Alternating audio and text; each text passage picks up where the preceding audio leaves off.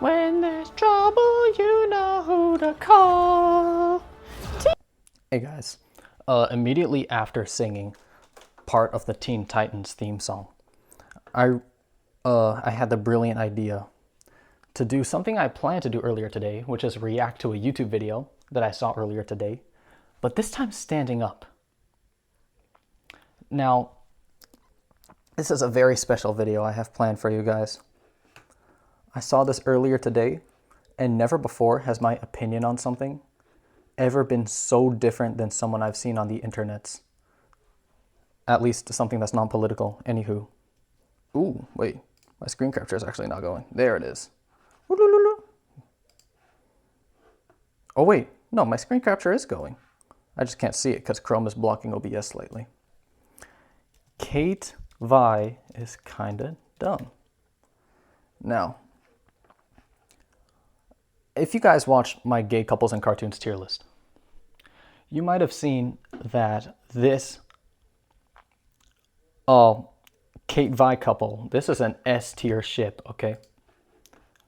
It's one of the greatest things mankind has ever created since toilet paper and white rice.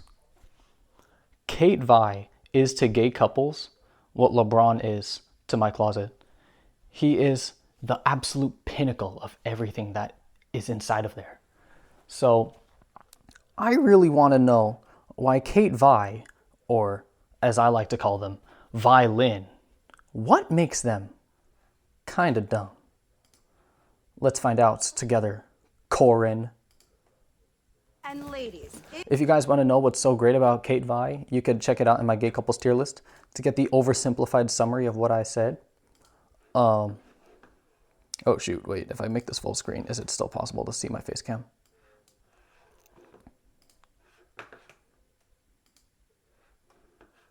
Honestly, I have no clue. Let's try expanding it a bit. Okay, a little more, a little more. Oh.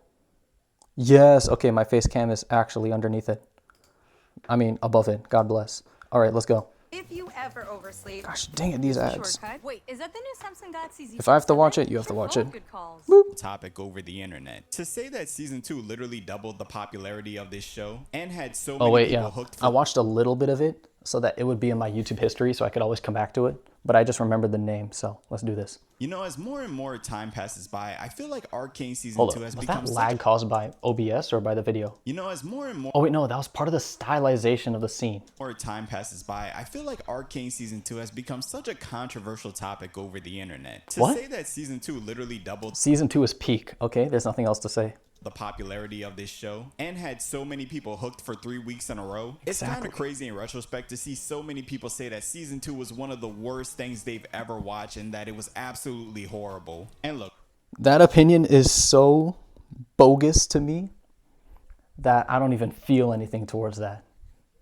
You might as well have told me that you hate waffles. Like, okay, buddy. was season 2 perfect? No. But was it better than season 1? Still no. But still, I Okay, feel like it fair did enough. have a lot of redeeming aspects, and at the end of the day, I did find it enjoyable. But if I did have Same. to criticize anything from season 2, one thing that I just absolutely hated that doesn't sit right with me to this day, it would be the relationship between Caitlyn and Vi.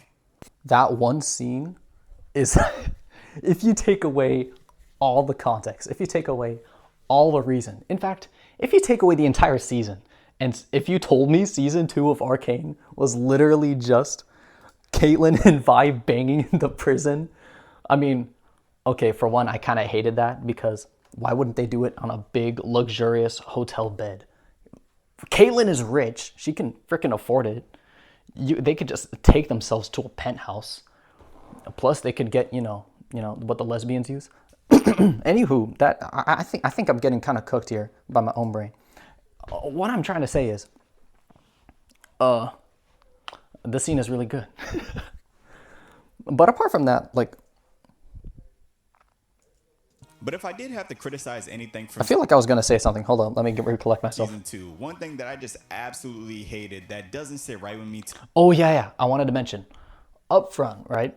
If you hate season 2, that's your opinion. I think you're entitled to that. And no matter how I feel about season 2, no matter how I feel about CaitVi, your opinion is your opinion.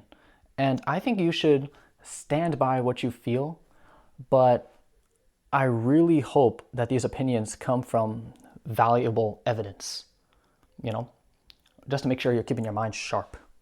Because it's one thing to have a gut feeling about something and not being able to explain it. And it's another thing to have an opinion about something that's actually justified by logic and evidence. You see, I'm much more inclined to be swayed by one opinion over another. And another thing I wanted to mention, other than your opinion is valid, you are worth something. And yeah, the second thing I wanted to mention is I'm willing to be swayed. If this video convinces me that CaitVi is kind of dumb, I will be convinced that CaitVi is kind of dumb and still enjoy that prison scene. I just have to imagine they're in that like 5-star, 4 seasons hotel rooftop penthouse, okay? And then, then the scene is perfect. I don't need any context. I don't even need writing. I don't even need dialogue. Just let them do it, okay? Let them do them. Each other, all right? Yeah. You know, I wanted to mention, right before we get into the video, I'll say it later. To this day, it would be the Go ahead and convince me, Corin. relationship between Caitlyn and Vi, or as the internet likes to call them, CaitVi. You see, I hate this Or shit Violyn. for numerous reasons, one of the biggest being that it's an actual canon thing, but also because how season 2 dealt with their relationship. Because don't get me Wait, what's wrong with it being canon in League of Legends lore? Oh well, whatever. wrong. In season 1, I was just like a lot of you. I was 100% behind the Yuri romance. But by season 2, it was insane to me that Did you just call it Yuri romance? As in Japanese lesbians?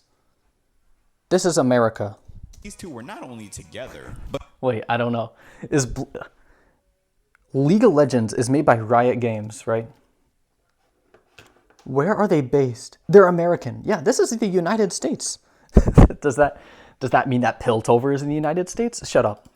also that people online thought they were a good couple. And since this topic has been eating at my soul ever since season 2 ended, I thought, hey, let's finally make a video just giving out all my gripes when it comes to this relationship. Speak your minds, my One of the friend. biggest aspects between Caitlyn and Vi's dynamic is how they're both from 2 different worlds. When we're first introduced to Vi, we see that she's an undercity kid who's had to fight her entire life. Not only to be able to protect herself, but also to be able to protect the people that she loves. She had to grow up quick, she had to be strong, and as a result, she saw firsthand Heck that yeah, the girl world boss, could be get a that very bag. cruel place. But when you compare this to Caitlyn's upbringing, it's completely different. I'm just trying to Caitlyn grew move a up little not only bit rich, because I but just did a part of the workout. Kierman I don't want my household, heart one rate of to the go down major like houses too in much too Piltover. fast. She had both her parents growing up and pretty much lived in luxury. And look, don't get me wrong, it's not like I'm trying to say rich people don't have struggles, but it did not seem like Caitlyn was struggling growing up. The writers didn't Indeed. even give her the trope of, oh, she's rich, but she has neglectful parents. No, she had very loving, active, involved parents in her life. So when Caitlyn and Vi meet for the first time, Vi, this rough around the edges girl that has seen some of the worst that the world has to offer, and Caitlyn This is all just background information, okay? This is stuff that you would know from watching the show. So what I'm doing here, by just dancing in front of the content playing in front of me, is I'm stealing the content, basically. Am I gonna make any money off of it? Am I gonna take views away from this video? No. It's pretty much just gonna be me and whoever watches this channel somehow. It's probably just gonna be the closest people I know, most likely, or some random people in the YouTubes. Whatever. Yeah, let's steal the content. Markiplier did it. I'm basically like Markiplier, but 10 years younger. this sheltered rich girl that wants to help the world but is naive because she's never actually experienced real life. It sets up this interesting dynamic where both characters have perceived assumptions about each other, but they're both clueless because neither one has actually experienced the life of the other. Vi holds this perception that she can't trust Caitlyn because in her mind, due to her experiences, Don't move the back too Topsiders much. are You're gonna evil in cramp. the sense that they're always trying to screw over people from experience the life of the I didn't pay attention, Corin, I'm sorry. assumptions about each other, but they're both clueless because neither one has actually experienced the life of the other. Vi holds this perception that she can't trust Caitlyn because in her mind, due to her experiences, Topsiders are evil in the sense that they're always trying to screw over people from the Undercity, which in reality isn't. Yo, he's playing freaking Deltarune music. Yeah. face the truth. And Caitlyn holds this perception that because she's an enforcer, that means she's a symbol of good law and justice, not realizing that the very organization that she's a part of is full of many crooked people that have caused the suffering of many, and I mean many people from the Undercity. Season 1 does a great job tearing down the perspectives of not only these characters when it comes to each other, but also their own lives. For a moment, Vi starts to believe that maybe Topsiders aren't as bad as she thought, and they actually can help solve the injustice in the Undercity. And Caitlyn starts to realize that maybe the Topsiders aren't all good. Maybe they are causing a lot of problems for the people in the Undercity. And she does try to confront this issue by bringing it to the council. And I think what I really liked about their dynamic in season 1 was that they were so different, at least in how they were raised and their upbringings, but they weren't so different that they couldn't understand one another. If I were to watch CaitVi Is Kinda Dumb, I would rather watch this version where there's this random guy dancing in the corner. And because they met each other, they started... I'm gonna be honest, dude. This is just background information we've already known. Like, gosh dang. You know what, though? I think it's important to go over because, I mean, maybe it's been a while since you watched Arcane. Maybe you have fond memories of the show and you wouldn't understand why a person wouldn't like the couple. And also, the show shows and doesn't tell. The stuff he's saying about the character arcs and what each character learns, that's not told. Like, there's no narrative, like, exposition where they say, Vi learned a valuable lesson about the over people. No. Yeah, so it's good that this guy's going over it. To get a different perspective of the world. I'm just bored, okay? And don't get me wrong, even though schizophrenic sisters was an obstacle for them, I was really rooting for Caitlyn and Vi, at least in season 1. They seemed like together they were really gonna bring the light out of one another. But then season 2 came around and I was just like, dude, what am I even watching right now? Because watching their relationship in season 2 was a complete dumpster fire, and it honestly amazes me that they even stayed together. So season 2 picked up right where season 1 ended, and we got to see the Hey, but we wouldn't have the enemies to lovers thing, would we? Aftermath of Jinx's attack on the council. Think about it. In that aftermath, we found out that Caitlyn's mom was one of the council members that actually died. And after a... Oh my gosh. Vi's sister killed Caitlyn's mom. Okay, continue. Sad funeral and some crying and hugging, we get the first crazy moment between Caitlyn and Vi. I mean, Vi didn't do it.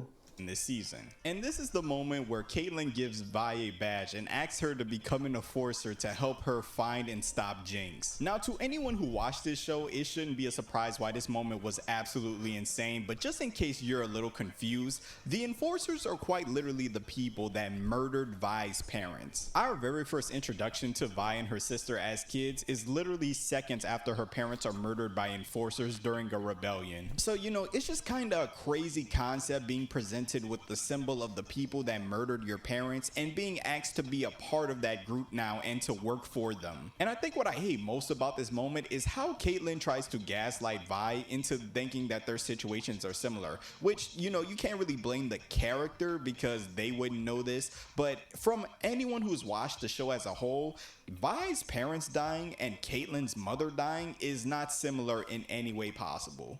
Hold up. He's kind of making some really valid points right now. Imagine your parents got killed by Nazis, and then you're asked to work for the Nazis by your Nazi girlfriend. Hot dang.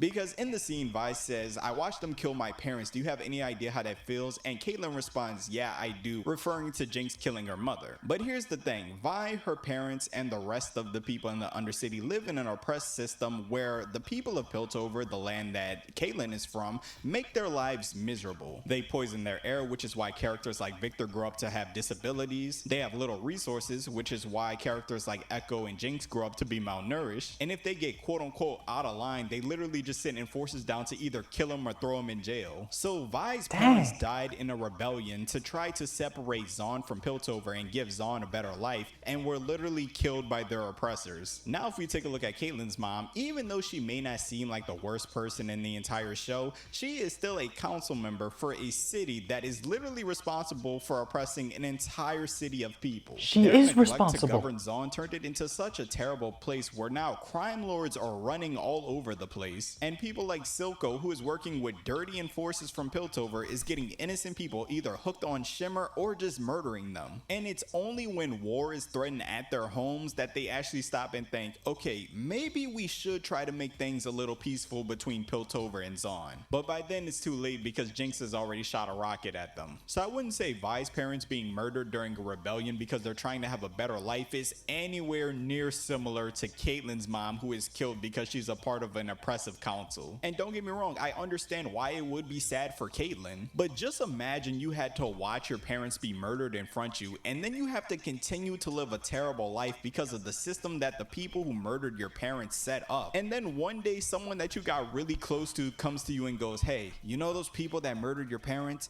I want you to put on their uniform and I want you to work for them. Oh you my would God. literally lose your mind. But somehow, some way, in the span of only an episode, Vi... Nah, make eye contact with Caitlyn, you forget about your whole past, bruh. You'd forget about your whole character. That character sheet that the writers made for you, you know, the part of the backstory where Caitlyn's organization killed your parents. Yeah, look, Vi would mind wipe, neuralize her, if she made eye contact with Caitlyn like this, and Caitlyn did like... manages to Oh my gosh, it really is dumb. put all her trauma to the side, and she agrees to become an enforcer. But if I'm being honest, Vi becoming an enforcer wasn't the craziest thing in the world to me. Vi What? wanted to take down Jinx at the time, and she also wanted to go with Caitlyn and make sure that nobody else got hurt. But what did complete... Okay. Da-na-na-na-na-na. It's all good then, right? We're all good? I could keep them in the S tier? Huh? Oh, I muted it. My bad. with Caitlyn and make sure that nobody else got hurt. But what did completely shock me, just had me absolutely speechless, is what Vi agreed to when they went on the hunt for Jinx. Because when they go hunting for Jinx, they don't just go looking for her. Caitlyn uses the ventilation systems to gas certain neighborhoods in the Undercity so that they can get jumps on certain people and interrogate them to find Jinx. Oh, now, if we're just going to ignore the fact that if this was real life, this would be considered a war crime. Yes. I've already talked about how characters like Victor literally develop diseases because the air in the Undercity is so toxic. So now Caitlyn's just adding on to that pollution. And I've seen certain people try to defend this and say, oh, people need to realize that Caitlyn wasn't gassing the entire Undercity. It was just certain neighborhoods. But if we just think a little bit hard about it, we know that gas spreads in the air. If I let off a gas bomb down the street from you, it's most likely going to spread towards you. So the idea that Caitlyn was just letting Oh out these yeah, large no, amounts of we gas only into did the it in air like the and middle only of people Paris. getting We didn't put it affected at your were house people who, specifically. quote unquote deserved it. What? Is insane. And what's even more insane is that What? Vi was You with put a her gas every bomb in my step of city? the way. What? Like, I was genuinely confused watching this. Vi, who literally hated enforcers just one season ago, is now helping them gas the Undercity, her home? That's insane to me. To be fair, there was a time skip.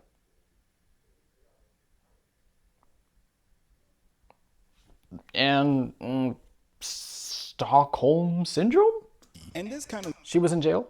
leads me into the main reason why I don't really like Caitlyn and Vi as a relationship. When Vi was first introduced as a character, she was introduced as a leader. Not just the leader of her siblings, but she was looked up to by characters like Echo, and even Silco would acknowledge her as Vander's prodigy. And when you looked at Vi's character throughout season 1, it always felt like there was a bigger purpose for her, like there was something that she was supposed to accomplish. I mean, we literally had scenes like this in season 1.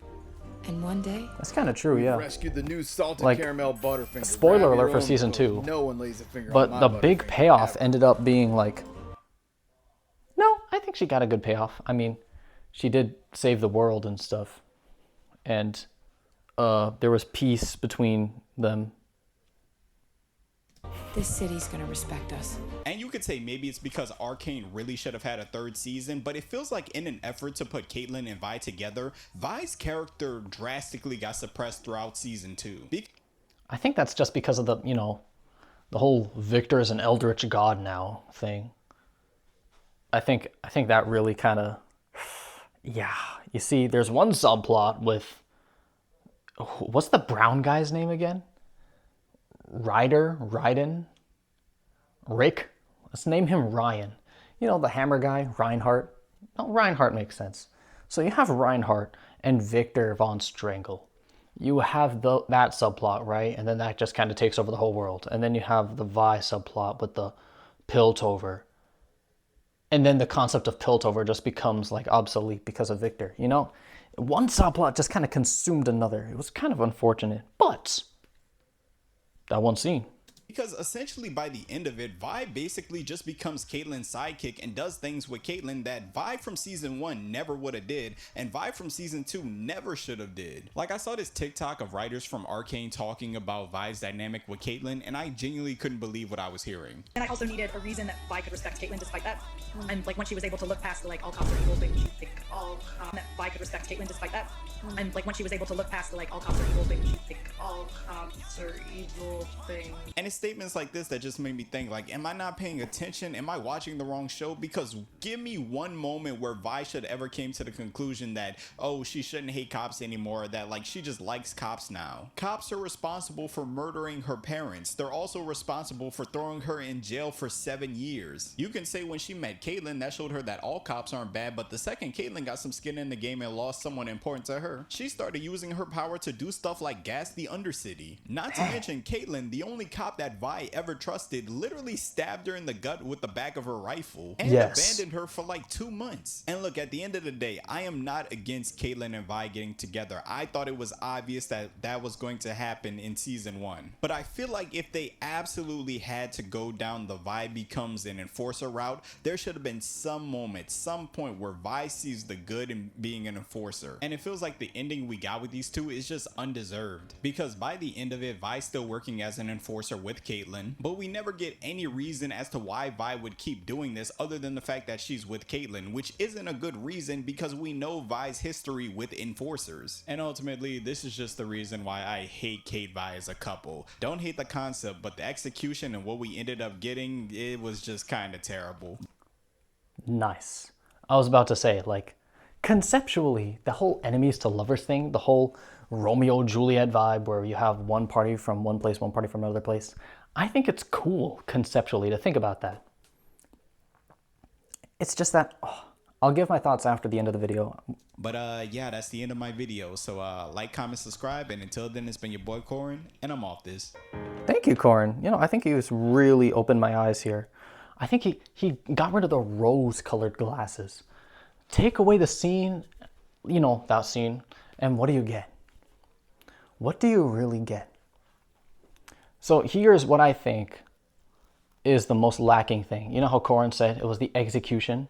And I think the core, the central idea that Corin was trying to get down to, if it could be summarized in one sentence, is that, or at least the main piece of evidence why CaitVi is kind of dumb, is that Vi never had a chance in the show to understand why enforcers are okay to work with. Because you see, she was oppressed by the enforcers her whole life. Her own parents were killed by them just for protesting. Like, are you supposed to murder protesters? No, I don't think so. That's really effed up. It's really bad that that happened. But we never got to see like Vi sympathize with the enforcers. We never got a character development arc where she understood the POV of an enforcer and was able to work with alongside them as a result of that. I think if she, I don't know, if she did a stint as an enforcer, or if she, I don't know, if she had worked with the trail of an enforcer. No, wait, no, that did happen. You know why? Because in season 1, remember? She was traveling with Caitlyn, the very person from, or the very daughter, the princess, you can, if you will, of Piltover, because her mom's a councilwoman. She was working with Caitlyn. And that's why she now sympathizes with the enforcers. She understands where the enforcers come from. The amount of time she spends with Caitlyn, and just assuming from that, the ideologies about the enforcers that come with the territory of just being around Caitlyn, over time, wouldn't it make sense that Vi would soften up to them? It's a lot to get over, though. It's definitely a lot to get over. You could absolutely say Vi's character could go either way. You could either say Vi never gets over the terrible things that the enforcers did and stays in the mindset that she should never trust the enforcers ever. Or you could say that after spending enough time with Caitlyn, and after Caitlyn does a little convincing, then Vi would be able to understand that the enforcers are just doing their jobs and they're doing what they were indoctrinated to do as part of Piltover. But man. One thing I cannot get over is the cruelty. The cruelty with which the enforcers did their business. Now, I just said that Vi's character could have gone either way. But if it were me, I would think that the mere cruelty of the enforcers gassing the underground, diseasing people up, it's just too much. I would side with the underground. I wouldn't side with Caitlyn. No matter how... I wouldn't speak so soon. No matter how hot Caitlyn is, I would still side with the underground and I wouldn't side with her. Okay, yeah, you know what? Okay. No, I've thought about it more. I've processed it more. Corin's points come down to two things. One, we never got to really see Vi accept the enforcers. She might have accepted Caitlyn. Maybe she's one of the good ones. But we never got to see Caitlyn get over her hatred of the enforcers. And number two, we're never given a reason as to why Vi should get over her hatred of the enforcers. Because, yeah, there's just no way. There's no way the enforcers win that argument. All right, I think I'm convinced. I think CaitVi is kind of dumb in execution. In concept, it's so freaking hot. But, oh my gosh. You know, at the very least, we got to see the enemies to lovers thing. At the very least, we got to see that one scene. At the very least, we got the fight to make up later, right? That was certainly something. That was a whole roller coaster of emotions. I was geeking out when I saw that. Man, it's still so hard to understand. First of all, we never saw Vi get over her hatred of the enforcers. And second of all, there's no way that she would get over her hatred of the enforcers. Man. Anywho, I wanted to talk again about this one thing. All right. Star versus the Forces of Evil is ending. I thought, oh, okay, spoiler alert for that. Star versus the Forces of Evil. Yeah, just destroy all the magic. Who cares? Even I completely forgot about that one episode where all the spells were alive and sentient. They had families. My gosh. They had feelings, they had families, the whole works. And Star just erased them all like they were nothing, literally committing genocide. Not a second thought was given to the magic. They were treated like just your kid's imagination. Just something to grow out of, to let go of. But how can you commit genocide? Like, good grief. I never even realized that she committed genocide until I watched a YouTube video about how the ending of Star vs. the Forces of Evil was so dumb. But you know what? If we just remove that episode where we establish that the spells are sentient, wouldn't the ending work? Wouldn't it actually make sense that Star's growing up and letting go of these childish things like rainbow spells, puppy spells, flight, teleportation, superpowers, self-defense? Dang, that really is a lot to give up, huh? But man, make it... That sacrifice moment could have worked, man. It really could have. But oh well. It is what it is, and anywho, that's another example of how my opinion can be swayed on things. Even if I'm firm in a certain belief, like, yeah, the Star vs. the Forces of Evil ending was all right. It was good. I thought it was nice. Now I see it's super dumb. CaitVi. Oh, I love CaitVi. Now I'm thinking, okay, suspension of disbelief gone. Suspension of disbelief gone. Expectations of quality gone. It's kind of missing some things in execution, but I don't think it was so severe that it ruined my immersion of the show. So I think, whatever. But my opinion of things like that could be still swayed. Anywho, that's a lot of ranting. I don't know if anyone's going to be interested in watching that whole thing. I don't know if I'm going to be interested in watching that whole thing. But it's fun to talk to myself. Remember, cheaper than therapy, more convenient than friends. Thank you guys so much for watching. Or if there's only one person, thank you guys so much for watching. and I'll see you all in the next video. Golly, I hope the audio on this isn't doo-doo.